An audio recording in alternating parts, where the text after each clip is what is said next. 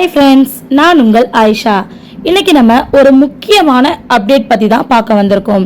என்னன்னு பாத்தீங்கன்னா, இந்த மே 20ஆம் தேதி முதல் பாத்தீங்கன்னா நகைக்கடன் வாங்கியவர்களுக்கு ஒரு அவசர அறிவிப்பை நம்ம ரிசர்வ் பேங்க் ஆஃப் இந்தியா அறிவிச்சிருக்கிறாங்க. இந்த அறிவிப்பானது சாமானிய மக்களை பாதிக்குமா பாதிக்காதா அப்படிங்கறத பத்தியும் நம்ம நெக்ஸ்ட் இவங்க என்னென்ன அறிவிப்புகள் அறிவிச்சிருக்காங்க அப்படிங்கறத பத்தியும் ரொம்ப டீடைலா இந்த வீடியோல நான் எக்ஸ்பிளைன் பண்ணிருக்கேன். சோ இந்த வீடியோவை ஸ்கிப் பண்ணாம ஃபர்ஸ்ட் அண்ட் லாஸ்ட் வரைக்கும் பாருங்க. அப்பதான் உங்களுக்கு நான் சொல்ல வர தகவல் என்ன அப்படிங்கறது உங்களுக்கு அண்டர்ஸ்டாண்ட் பண்ணிக்க முடியும். ஓகே, வாங்க வீடியோக்குள்ள போகலாம். இப்போ பாத்தீங்கன்னா தங்க நகைக்கடன் வாங்குறதுக்கு மிகப்பெரிய அப்டேட்டை நம்ம ரிசர்வ் பேங்க் ஆஃப் இந்தியா கொடுத்துருக்காங்க. ஸோ டோட்டலாக பார்த்தீங்கன்னா ஒரு 9 ரூல்ஸை அவங்க இன்ட்ரடியூஸ் பண்ணியிருக்காங்க.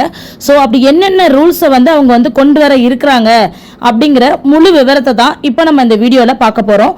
ஸோ சாமானிய மக்களுக்கு அவசர காலங்களில் பெரும் ஆதரவாக இருக்கிறது பார்த்தீங்கன்னா இந்த தங்க நகைக்கடன் தான். ஒரு திடீர் ஒரு அவசர தேவை, ஒரு எமர்ஜென்சி அப்படிங்கிற பட்சத்தில் நமக்கு டக்குன்னு தோன்றது ஏதோ ஒரு தங்க நகையை அடமானம் வச்சு அதை நம்ம பயன்படுத்திக்கணும் அப்படிங்கிற இந்த ஒரு ஆலோசனை தான் நமக்கு ஃபர்ஸ்ட் தோணும். இந்த தங்க நகைக்கடன் வழங்குறதுல தான் பார்த்தீங்கன்னா சில ஆலோசனைகளை கொண்டு வரதாக சொல்லப்படுது நம்ம ரிசர்வ் பேங்க் ஆஃப் இந்தியா. குறிப்பா சொல்லணும்னா வங்கிகள் மற்றும் நகைக்கடன் வழங்கக்கூடிய நிறுவனங்கள் இருக்காங்க இல்லையா, அதாவது என்பிஎஃப்சிக்கு கீழ் வரக்கூடிய நிறுவனங்கள்லாம் இருக்காங்கல்ல. ஸோ இவங்க அனைவருக்குமே பார்த்தீங்கன்னா பொதுவான ஒரு விதிகளை கொண்டு வரலாமா அப்படின்னு சொல்லிட்டு ஒரு ஆர்பிஐ தரப்புல இருந்து பார்த்தீங்கன்னா ஆலோசனை நடத்தப்பட்டிருக்கு. ஸோ அந்த ஆலோசனை மூலமா பார்த்தீங்கன்னா அதற்கான கிராஃப்டை அவங்க வெளியிட்டிருக்கிறாங்க. இந்த அதிகாரப்பூர்வமான கிராஃப்டை வெளியிட்டிருக்கிறது யாருன்னு பார்த்தோம்னா நம்ம ரிசர்வ் பேங்க் ஆஃப் இந்தியா தான் வெளியிட்டிருக்காங்க. அதன்படி பார்த்தீங்கன்னா அந்த வரிசையில மிக முக்கியமானது அப்படின்னு பார்த்தோம்னா தங்கத்தோடைய மதிப்புல இருந்து, அதாவது ஒரு தங்கத்துடைய மதிப்பில இருந்து 75% வரைக்கும் அதிகபட்சமா நகைக்கடன் வழங்கலாம் அப்படின்னு சொல்லியிருக்காங்க நம்ம ஆர்பிஐ. ஒரு எக்ஸாம்பிள் பார்ப்போம். என்னன்னா ஒரு கிராம் நகை 8000 ரூபாய் போயிட்டு இருக்கு. ஸோ நம்ம ஒரு கிராம் நகையை அடமானம் வைக்கிறதுக்கு பேங்குக்கு போறோம் அப்படின்னு எடுத்துக்கிட்டோம்னா 8000 ரூபாய் பொறுமானம் உள்ள அந்த நகைக்கு பேங்க்ல இருந்து 8000 ரூபாயில 75% அப்படிங்கிறது 6000 ரூபாய். 6000 ரூபாய் ஒரு கிராமுக்கு வழங்கலாம் அப்படின்னு நம்ம ஆர்பிஐ தரப்புல இருந்து வங்கிகளுக்கு உத்தரவு சொல்லியிருக்காங்க. இதுவே பாத்தீங்கன்னா கொரோனா காலகட்டத்தில் பாத்தீங்கன்னா 80% கொடுக்கலாம் அப்படின்னு சொல்லியிருந்தாங்க. அதாவது 80%னா எப்படின்னா ஒரு 5% அதிகமா 80% வரைக்கும் நீங்க கொடுக்கலாம் அப்படிங்கிற மாதிரி சொல்லியிருந்தாங்க. தற்போது என்ன சொல்லியிருக்காங்க அப்படின்னா 75% வரைக்கும் நீங்க நகை கடன் ஒரு கிராமுக்கு வழங்கலாம் அப்படிங்கிற மாதிரி சொல்லியிருக்காங்க. என்ன சொல்லியிருக்காங்கன்னு பாத்தீங்கன்னா உரிமையாளர் ஆதாரத்தை தருவது அவசியம். எப்படின்னு பாத்தீங்கன்னா இப்ப உரிமையாளர் நகை அவங்களுடைய நகையை தான் அவங்க அடமானம் வைக்க வந்திருக்காங்க அப்படிங்கிறதுக்கான ஆதாரம் காட்ட வேண்டியது அவசியமாக்கப்படலாம் அப்படிங்கிற மாதிரி கன்சிடர் பண்ணிட்டு இருக்காங்களாம். ஒருவேளை கடன் வாங்கியதுக்கான பில்லோ ரசீதோ அவங்க கிட்ட இல்ல அப்படிங்கிற பட்சத்துல கடன் வழங்கக்கூடிய அந்த வங்கியோ அப்படி இல்லைன்னா அந்த நிதி நிறுவனமோ என்ன பண்ணணும் அப்படின்னா எதன் அடிப்படையில அவங்களுக்கு நீங்க தங்க நகை கடன் கொடுத்தீங்க, எதை அந்த நகை அவங்களுடையதுதான் அப்படிங்கறத நீங்க எதன் அடிப்படையில நம்புனீங்க அப்படின்னு சொல்லிட்டு ஒரு கடிதம் கண்டிப்பா ஆர்பிஐக்கு வழங்கணும் அப்படின்னு சொல்லியிருக்காங்க. இதுல இருந்து நமக்கு சொல்லப்படுறது என்னன்னா நகை வைக்க போகும்போது அந்த நகை நம்மளுடையதான் அப்படிங்கிறதுக்கான நகை ரசீது நம்ம கிட்ட இருக்கணும். அப்படி இல்லை அப்படிங்கிற பட்சத்துல இந்த நகை நம்மளுடையதான் அப்படிங்கிறதுக்கு அந்த வங்கியோ அல்லது நம்ம எங்க நகை வைக்க போறோமோ அவங்க ஆர்பிஐக்கு இந்த நகை அவங்களுடைய நகைதான் அப்படிங்கிறதுக்கு அவங்க ஒரு கடிதம் கொடுக்கணும் அப்படிங்கிற மாதிரி சொல்லியிருக்காங்க. பாத்தீங்கன்னா நம்ம ஒரு வங்கிக்கு போயிட்டு நகையை அடமானம் வைக்க போறோம் அப்படின்னா அந்த நகை பாத்தீங்கன்னா என்ன கேரட்டுடைய அமைப்புல இருக்கு, அதோடைய கிராம் எவ்வளவு, அதோடைய அமைப்பு எப்படி இருக்கு அப்படிங்கறத குறித்து பாத்தீங்கன்னா நம்ம அடகு வைக்க போற வங்கியோ அல்லது வேற ஏதேனும் நிதி நிறுவனமோ இதுக்கு ஒரு சான்று ஆர்பிஐக்கு கொடுக்கணுமா. அதாவது நம்ம எடுத்துட்டு போற நகையோடைய கேரட் கிராம் அமைப்பு இது குறித்து அவங்க ஒரு சான்று கொடுக்கணும் அப்படின்னு சொல்லியிருக்காங்க. அதே போல பாத்தீங்கன்னா எந்தெந்த ஆபரணங்களுக்கு நகை கடன் வழங்கலாம்னு பாத்திருக்கீங்கன்னா தங்கம், நெக்ஸ்ட் வெள்ளி நகைகள், நெக்ஸ்ட் ஆபரணங்கள், அது மட்டும் இல்லாம இந்த கோல்டு காயின்லாம் இருக்குல்ல, காசுலாம் இருக்கு இல்லையா, சோ அந்த காசுகளை கூட அவங்க அடமானம் வச்சுக்கலாம் அப்படிங்கிற மாதிரி சொல்றாங்க. அதே போல பாத்தீங்கன்னா வங்கியா இருந்தாலும் சரி, அதே போல நிதி நிறுவனங்களா இருந்தாலுமே சரி, ஒருவர் அதிகபட்சமா பாத்தீங்கன்னா 1 கிலோ தங்கத்திற்கு மட்டுமே கடன் பெற முடியும்.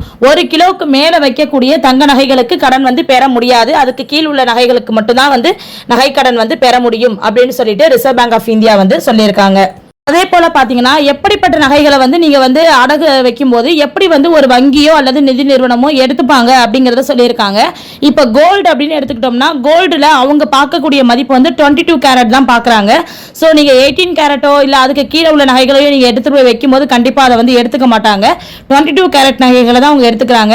நீங்க 23 ஆர் 24 கேரட்ல நீங்க நகைகளை வந்து அடமானம் வச்சாலுமே அதையுமே அவங்க 22 கேரட் மதிப்புல தான் வந்து அந்த ரேஞ்சில தான் அவங்க வந்து எடுத்துப்பாங்களாம். நீங்க ஒரு 24 கேரட் நீங்க எடுத்துட்டு போய் எக்ஸாம்பிளுக்கு நீங்க அடமானம் வைக்க போறீங்க அப்படின்னா அதுக்கு 22 கேரட்டுக்கு அவங்க என்ன மதிப்பு போடுறாங்களோ அதே மதிப்பை தான் அந்த 24 கேரட்டுக்கும் போடுவதா சொல்லியிருக்காங்க.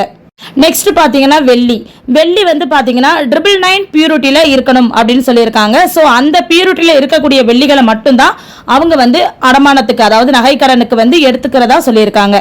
சோ கோல்டா இருந்தா 22 கேரட் மதிப்பு போடுவாங்க. அதே போல வெள்ளியா இருந்தா நம்ம எடுத்துட்டு போற வெள்ளியே வந்து 999 பியூரிட்டி கேரட்ல வந்து இருக்கணும் அப்படின்னு சொல்லிட்டு RBI சொல்லியிருக்காங்க. அதே போல பாத்தீங்கன்னா ஒரு நகை வந்து ஏலத்துக்கு போகுது அப்படின்னா அந்த நகையுடைய விவரங்கள் தெளிவா இருக்கணும். அதே போல அதுல ஏலம் விடும்போது அந்த ஏலத்தின் போது வரக்கூடிய விவரங்கள் அனைத்துமே வந்து ஒரு பயனாளிக்கு வந்து தெரிஞ்சிருக்கணும் அப்படின்னு சொல்லியிருக்காங்க. சோ நகையின் விவரமோ ஏலத்தின் விவரமும் நகை வைக்கும் போதே அவங்களுக்கு வந்து அதை பத்தின டீடைல்ஸ் வந்து கண்டிப்பா வந்து தெரிஞ்சிருக்கணும் அப்படின்னு சொல்லியிருக்காங்க.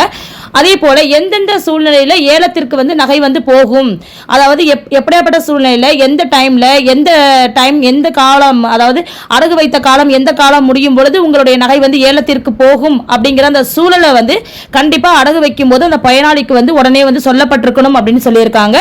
நெக்ஸ்ட் ஏலத்தொகை வந்து எப்படி பிரிக்கப்படும் அப்படிங்கிற அந்த விவரங்களையுமே வந்து தெளிவா வந்து பயனாளிகள் வந்து தெரிஞ்சிருக்கணும் அப்படின்னு சொல்லியிருக்காங்க.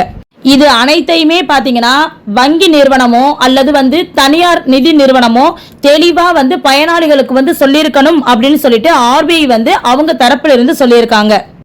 அது மட்டும் இல்லாம கடன் செலுத்தப்பட்டு 7 நாட்களுக்குள் நகையை திருப்பி தர வேண்டும். ஓகேவா, கடன் செலுத்திட்டாங்கன்னா 7 நாட்களுக்குள்ள நகையை வந்து திருப்பி தரணும். அப்படி திருப்பி தராம தாமதிச்சாங்க அப்படின்னா ஒரு நாளைக்கு வங்கிக்கு வந்து 5000 ரூபாய் வந்து அபதாரம் வந்து விதிக்கப்படும் சொல்லியிருக்காங்க. இப்ப என்னன்னா ஒரு கணக்கு வந்து நம்ம வந்து க்ளோஸ் பண்ணிட்டோம், ஒரு கடனை வந்து க்ளோஸ் பண்ணிட்டோம் அப்படின்னா நம்ம கிட்ட அவங்க நகையை வந்து 7 நாட்களுக்குள்ள நம்ம கிட்ட கொடுத்துடணும். சப்போஸ் அவங்க 7 நாட்களுக்குள்ள நம்ம கிட்ட நகையை கொடுக்காம தாமதம் படுத்துறாங்க, அதாவது கடனை கட்டியுமே நம்ம கிட்ட நகையை கொடுக்காம தாமதப்படுத்துறாங்க அப்படின்னு ஒரு சூழல் ஏற்பட்டுச்சுன்னா ஒரு நாளைக்கு எந்த வங்கியோ அல்லது தனியார் நிதி நிறுவனமோ ஏதோ ஒண்ணு நமக்கு வந்து கரெக்டா வந்து நகையை கொடுக்காம தாமதிக்கிறாங்க, 7 நாட்களுக்குள்ள நகையை கொடுக்கல அப்படின்னா அவங்களுக்கு ஒரு நாளைக்கு பாத்தீங்கன்னா 5000 ரூபாய் வந்து அபதாரம் வந்து விதிப்பதா சொல்லியிருக்கிறாங்க நம்ம ரிசர்வ் பேங்க் ஆஃப் இந்தியா. இதன்படி பாத்தீங்கன்னா நம்ம மீட்டுட்டோம் அப்படின்னா நம்ம கைக்கு உடனே நகை வந்துடணும், இல்லைன்னா 7 நாட்களுக்குள்ள நம்ம கைக்கு வந்து நகை வந்து ரிட்டர்ன் ஆயிடணும். அப்படி ஆகல அப்படின்னா அவங்களுக்கு அபதாரம் வந்து 5000 ரூபாய் வந்து விதிக்கப்படும்.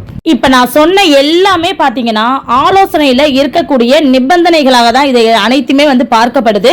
சோ இப்படி RBIல இருந்து அவங்க கொடுத்திருக்கிற இந்த நிறைய நிபந்தனைகள் இப்படியே வச்சுட்டே போனாங்கன்னா சாமானியர்களால, அதாவது ரொம்ப கஷ்டப்படுறவங்களால சாமானியர்களால கண்டிப்பா வந்து பாத்தீங்கன்னா இத மாதிரி நகைக்கடன் பக்கமே வரக்கு ரொம்ப பயமாயிடும் அப்படிங்கிற மாதிரியும், அதுக்கப்புறம் அவங்க வந்து கந்து வட்டியை நோக்கி வந்து போக வந்து ஆரம்பிச்சிருவாங்க அப்படிங்கிற மாதிரியும் பாத்தீங்கன்னா ஒரு சில விஷயங்கள்லாம் வந்து இது மாதிரி உலாவிட்டு இருக்கு.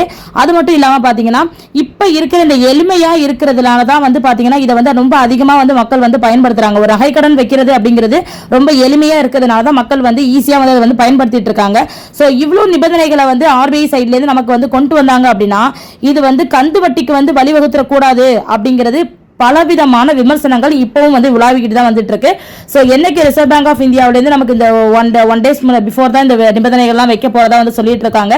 சோ அப்படி இது மூலமா இப்படி அவங்க நிபந்தனைகளை கொடுத்தாங்க அப்படின்னா மக்கள் ஒருவேளை கந்து வட்டியை நோக்கி போயிடுவாங்களோ அப்படிங்கிற அச்சமும் பாத்தீங்கன்னா பல நெட்டிசன்ஸ்கள் மூலமா வந்து ஒரு விமர்சனமாவே வந்து உலாவிக்கிட்டு தான் வந்துட்டு இருக்கு. சோ இதுதான் உண்மை. சோ இது வந்து இப்போதைக்கு ஒரு பயனுள்ள தகவலா உங்களுக்கு நான் வந்து கொடுத்துருக்கேன்னு நினைக்கிறேன். மேற்கொண்டு அவங்க சைட்ல இருந்து வேற ஏதாவது அப்டேட் வந்ததுன்னா கண்டிப்பா நான் உங்களுக்கு வந்து அப்டேட் பண்றேன். சோ இது போல பயனுள்ள தகவல் உங்களை வந்து சேரணும் அப்படின்னா கண்டிப்பா நம்ம சேனலை சப்ஸ்கிரைப் பண்ணிக்கோங்க, பக்கத்துல இருக்கிற பெல் ஐக்கானை டச் பண்ணிக்கோங்க. அப்பதான் அடுத்தடுத்து போடக்கூடிய வீடியோஸ்லாம் ரெகுலரா வந்து உங்களை வந்து ரீச் ஆகும். Okay, thank you, bye bye.